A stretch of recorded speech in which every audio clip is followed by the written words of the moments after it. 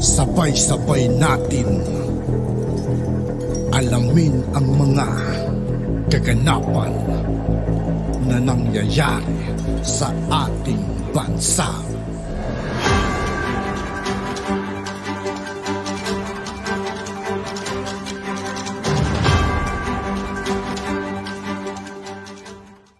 Yo, what's up mga kaibigan? This is I2K po again.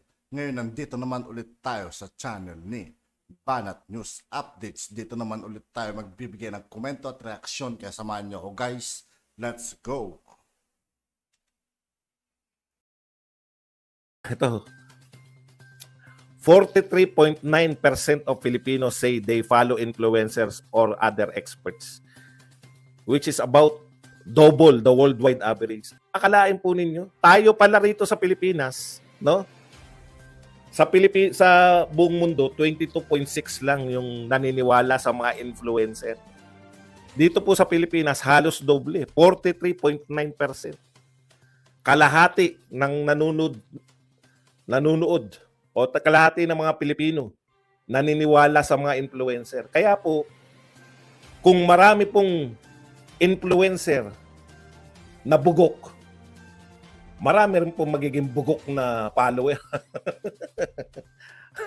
Mas naniniwala na po yung mga Pilipino sa mga influencer. Partikular po sa politika. Hindi na po naniniwala yan sa mga kita nyo, yung mga influencer, ang mga sikat ngayon. Di ba? O yung mga vlogger. Kaya huwag kayong magtaka kung bakit maraming bugok na follower po ang administrasyon. Tignan nyo naman, panay bugok yung mga vlogger.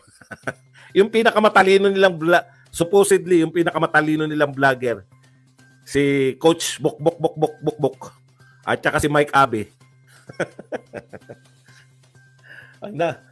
Ayon nga kay BP Sara, pag wala kang magandang sasabihin, no comment ka na. Yan na ba ang pinakamagaling nyo? Si Coach Bok at saka to si Mike Abe? Nakakaawa naman. Hindi tayo magtataka. Katulad niyan. Bakit inuulit-ulit nila yung 51 billion? Sino po dapat ang nagpapatunay na may nakawan dyan? Sila dapat, di ba? Kasi nasa accuser yung burden of proof. Kayo nag-akusa, kayo magpatunay na may nakawan na naganap. Hindi nga nyo alam na hindi palaki. Alam nyo kung bakit bugok? Biruin nyo, tawa siguro ng tawa si Saldico. Kasi matalino yan, malamang. Congressman. Ito lang sasabihin ko dyan. Bahala na yung mga bugok na follower na magpalaganap. Kita mo, magiging malaki issue. Paano magiging malaki issue? Wala kang binibintang. Sabi siguro nung kakwentuhan. Habang gustong, kung kakwentuhan yun, kung ako kakwentuhan ni Saldip, inopen niya sa akin, ganito ko atakayin si Pulong. Sasabihin ko may 51 billion siyang pondo. Anong atake dun? Siyempre sabihin, anong atake dun? Sasabihin mo ba nagnakaw? Hindi. Ba't ko naman sasabihin nagnakaw? Wala naman akong patunay. Anong atake dun? Basta. Manood ka na lang. Sasabihin ko lang may pondo si Pulong na 51 billion. Magwawala na yung mga ano. O yun nga nangyari. Kita mo, may 51 billion pala yan. Ano nangyari sa Davao? Oy, bumaha sa Davao. May 51 billion, bumaha. Nagwawala kami kasi tinataktak namin, utak namin. Walang paliwanag eh. Wala silang makuhang paliwanag eh. Bakit bumaha sa Davao? May 51 billion. Ngayon ko na-realize, kaya pala. Di ba? Kaya naman pala, pwede pala yun. Kasi nga, kung bugok ang mga influencer, kung bugok ang mga vlogger, malamang ganun din.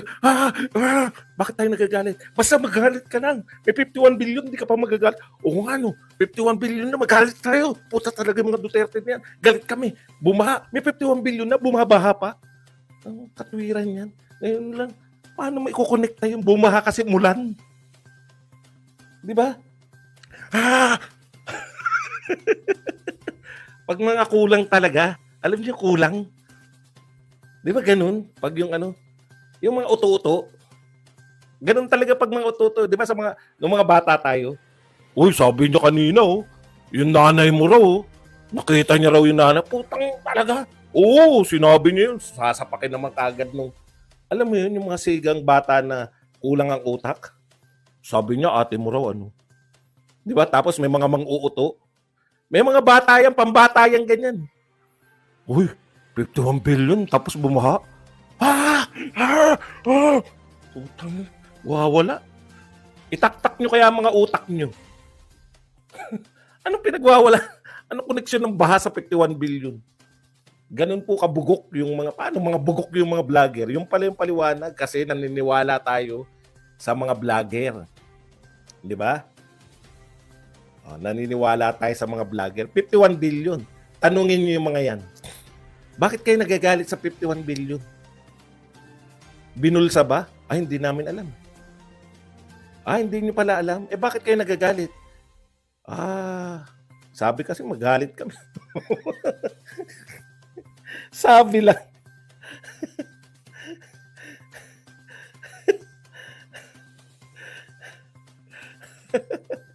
Paano tayo hindi maniniwala ng mga bugok yan?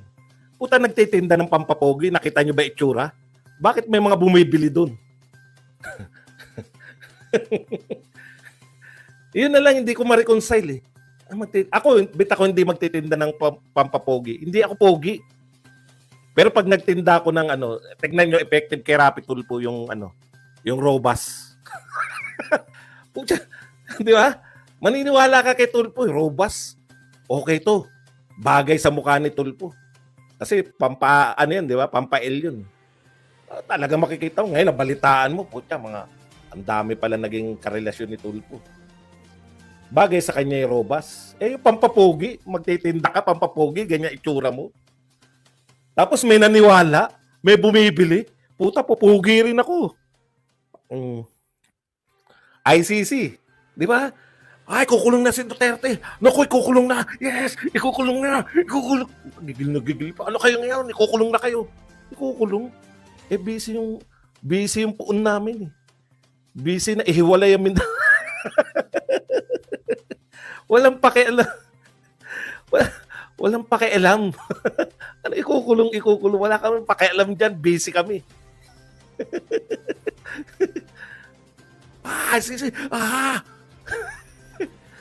Ano makakapagpakulong yun? Takot niyang pumasok sa Pilipinas. Kung nakapasok man sila, lihim pa. Ito lihim ha. Mag-iimbestiga kami. Tayo lang nakakaalam. Hindi natin papaalam sa mga DDS. Sa mga kulto ni Digong, hindi natin papaalam. Hindi nila papaalam. Nag-imbestiga sila. Paano nyo yun? Paano nyo hulihin ngayon si Duterte? Hindi nyo rin papaalam. Uhulihin namin yan eh. Pero hindi rin namin ipapaalam. Takot nga ang pumasok yung ICC dito. Paano sila manghuhuli? Sinabi. Ninuwala kami kasi ganyan sila. Oh. Paano manood yung mga bugok? Sa mga bugok na vlogger ganito. Tululaway pa. Nga, tama. Tama pala. Tama. Tama to. Kukulong. Ikukulong daw. Makukulong na raw po siya. Hindi nga makapasok yung magpapakulong. Kahit po isyuan niya ng warrant of arrest, hindi po makukulong si Tatay Digong dahil sino huhuli? Kayo? Huli ka!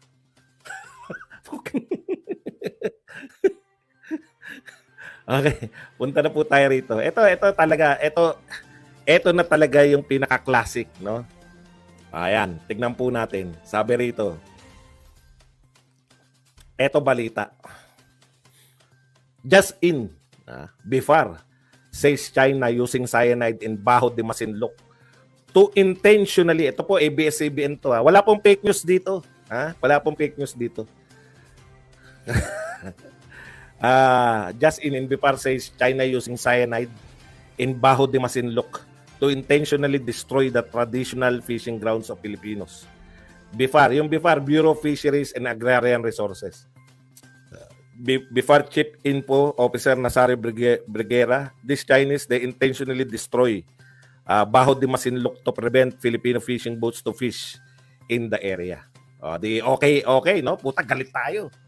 Hindi po ako pro-China eh. Kinukundi na ako. Kinukundi na natin. Kaya nga bugok yan, hindi nila maunawaan. Bakit? Kala ko mga Duterte pro-China. Bakit si Badong? Kinukundi na niya. Bobo nga kayo eh.